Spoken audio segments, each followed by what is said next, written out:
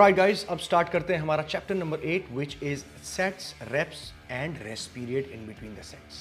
अब देखो, जब नंबर ऑफ सेट्स की बात आती है तो क्वेश्चन दिमाग में आता है कि भाई सेट्स कितने लगाएं। अब सेट्स कितने लगाएं ये डिपेंड करता है कि आप किस लेवल पे हो।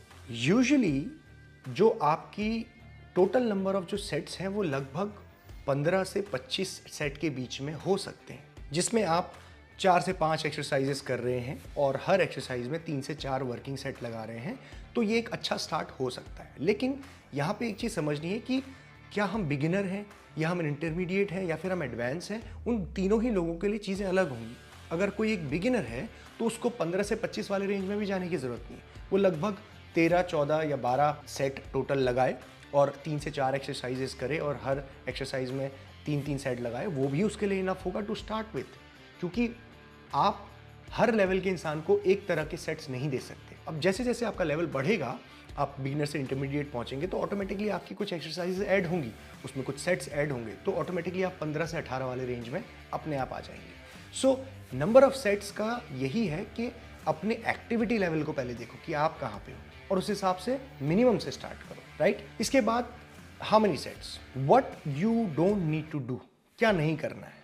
Multiple exercises for each body part with 10 sets. कोई ज़रूरत नहीं है, you are not a body builder जो हर एक एक्सरसाइज से इसके 10-10 सेट लगाएंगे, रोज लगा रहे हैं 10 सेट, पुलअप्स लगा रहे हैं 10 सेट, कोई ज़रूरत नहीं है, ठीक है। Body builders they are in a different zone, वो उनका professional body building they doing it specifically. अगर मैं इनहेंस्ड बॉडी बिल्डिंग की बात करूं तो the training is very completely different with a natural body builder. Enhanced body builders go crazy in the gym, मतलब they do like 10-15 sets of one exercises, total number of exercises 5, 7, 8, 10 exercises भी कर लेते हैं because they are loaded with PEDs, ठीक है। तो वो एक नेचुरल लिफ्टर को कभी भी नहीं करना। एक आम आदमी आपकी तरह जो जिम जा रहा है या नेचुरली कोई बॉडी बिल्ड कर रहा है तो doesn't have to do 10 sets, 10 exercises, no.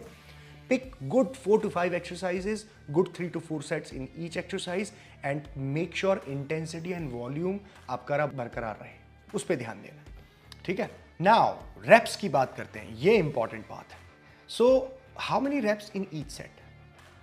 अगर आप नए हो ट्रेनिंग और एक्सरसाइज स्ट्रेंथ में तो हमेशा एज अ बिगिनर आपको थोड़ा सा हायर रेप रेंज में जाना चाहिए, यानी कि लेट्स से 12, 15, 18 वाले रेंज पे। रीज़न क्या है इसका? क्योंकि जब आप एक बिगिनर होते हो तो the idea is to learn the movements, और आप हैवी वेट में मूवमेंट्स को लर्न नहीं करोगे। आप थोड़े से lighter, medium to light weight में ही मूवमेंट्स को लर्न करोगे और जिसमें आप ज़्यादा रेप्स लगा सको, क्योंकि हर रेपिटेशन में आपको पता चलेगा अच्छा ये हाथ ऐसे मूव हो रहा है। So repetition should be higher as a beginner. As you progress to beginner to intermediate, automatically आप फिर 15 से 12 और 8, 10 में भी फॉल करोगे। तो वो डिपेंड करता है आप कितने कंफर्टेबल हो गए, but always start with higher rep range. Now अब रेप रेंज की जब बात आती है तो फिर क्या रेप रेंज में हमें ट्रेनिंग करनी चाहिए, ये कैसे पता चलेगा? सो रेप्स, हाउ मेनी रेप्स। सो कुछ जनरल एक्सेप्टेड रूल्स हैं कि जो पता लगाते हैं कि आपको किस रेप रेंज में ट्रेनिंग करनी चाहिए। उसका रूल नंबर 1 ये है कि अगर आप प्योर स्ट्रेंथ बेस्ड ट्रेनिंग कर रहे हो, मतलब आपका एम एक वेट लिफ्टर, पावर लिफ्टर बनने का है कि भाई मेरा गोल ही ज़्यादा से ज़्यादा वेट उठाना होता है, मुझे अपने चैंपियनशिप में ये करना होता है, तो आप 1 से लेकर 5 वाले रेप रेंज में ट्रेन करोगे। 1 to 5 जो भी आपके लिफ्ट्स हैं, डेड लिफ्ट हैं, स्क्वाट है, बेंच प्रेस है, या फिर clean and jerk, press, snatch, जो भी है, तो 1 से 5 वाले में ज़्यादातर ट्रेन ये लिफ्टर्स करते हैं। इसका फ़ायदा क्या होता है? It builds super dense muscle and strength.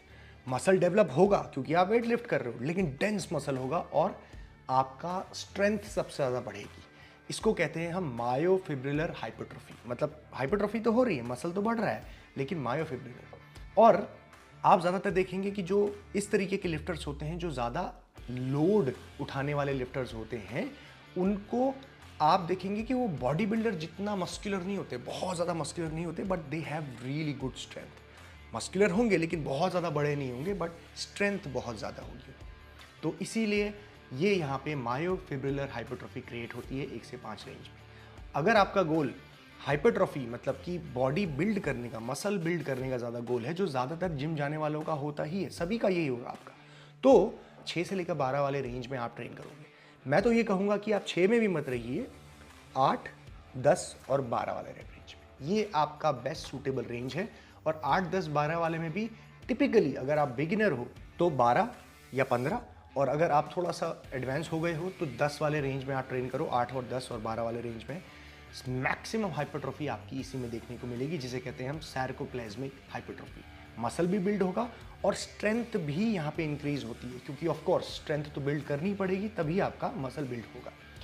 सो ये आपको ध्यान रखना है। अब अगर आप 12 से ऊपर वाले रेप रेंज में ही हमेशा ट्रेन करते हो, 15, 18, 20, 25, 30 वाले में, तो then it builds your muscular endurance. मतलब कि कोई पर्टिकुलर एक्सरसाइज को आप कितने रेपिटेशन लगा सकते हो उसमें, उसकी स्ट्रेंथ आपकी बढ़ने लगती है, जिसे कहते हैं muscular endurance capacity, work capacity of doing that particular movement. So ज़्यादातर लोगों का एम वो नहीं होता जिम में, ज़्यादातर लोगों का एम होता है कि मसल बिल्ड करना, फैट लॉस करना। तो आप लोगों को 8, 10, 12 वाले रेंज में ही रहना चाहिए, और मे बी समटाइम्स 50, राइट।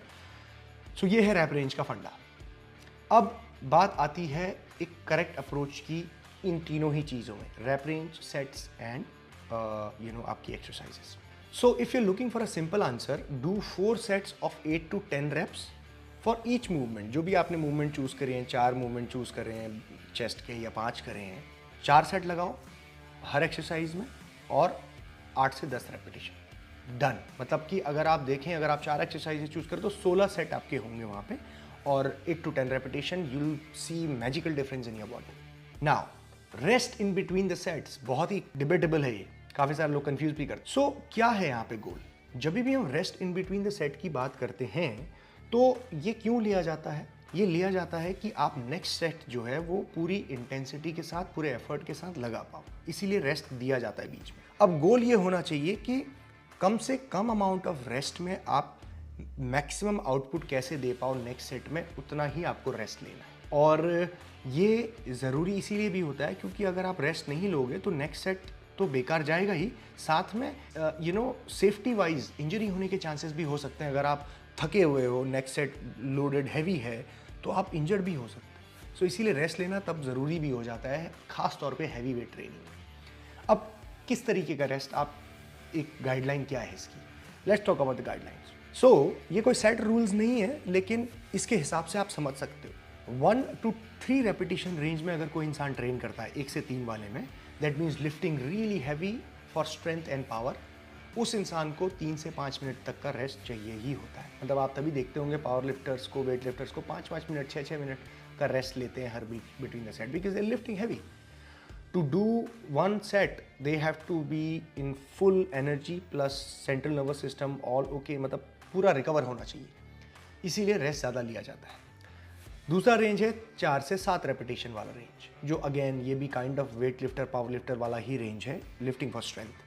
इसमें देखेंगे आप लगभग 2 से 3 मिनट का रेस्ट वहाँ पे भी लिया जाता है, 3 से ऊपर भी चले जाता है। अगर आप 5 रेपिटेशन लगा रहे हो तो it can go up to like 3 minutes से ऊपर भी चले जाता है। इसके बाद बारी आती है typical hypertrophy range, 8 to 12 rape range, जो आप स्ट्रेंथ और साइज दोनों के लिए ही लगा रहे हो। तो ये एक ऐसा रेंज है जिसमें आप 1 से 2 मिनट में रिकवर हो जाते हो। मतलब जो जिम जाने वाले लोग हैं वो 1.5 से 2 मिनट में मैक्सिमम रिकवर हो जाते हैं, अगर आपकी रेप रेंज 10 है या 12 है। और फिर अगर आप 12-13 से रेपिटेशन ज़्यादा लगा रहे हो, 15, 20, 25, तो ऑफ कोर्स उसमें फिर रेस्ट पीरियड उतना ज़्यादा लंबा रखने की ज़रूरत नहीं पड़ती, बॉडी 1 मिनट या उससे कम में रिकवर हो जाती है। सो कहने वाली बात यह है कि आपको कम से कम रेस्ट लेना है और ज़्यादा से ज़्यादा आउटपुट यहाँ पे देना है। So if you need more और less rest than above recommendations, आप यहाँ पे क्या कर सकते हो कि थोड़ा बहुत एडजस्ट कर सकते हो अपने हिसाब से, लेकिन सही तरीका ये होगा कि हमेशा अपने आप को रिकॉर्ड करो कितना आप रेस्ट ले रहे हो। सबके पास घड़ियाँ हैं, सबके पास स्मार्टफोन्स हैं, जस्ट मेजर इट, ठीक है। And do not over think, आपका एम है नेक्स्ट सेट अच्छा जाने का, और वो मेक श्योर करना ज़रूरी है। और इसका मतलब ये नहीं है कि हम बहुत ज़्यादा रेस्ट ले लें तो वो फिर वो टाइम वेस्ट हो जाएगा ना। यहाँ पे हमारा ये चैप्टर ख़त्म होता है। सो मेक श्योर जब भी आप ट्रेनिंग प्लान बना रहे हैं, इन 3 चीज़ों को बड़ा ही ध्यान रखें, तब जाके आपका जो पूरा ट्रेनिंग प्लान है सही निकलेगा। Alright, let's move on to the next chapter.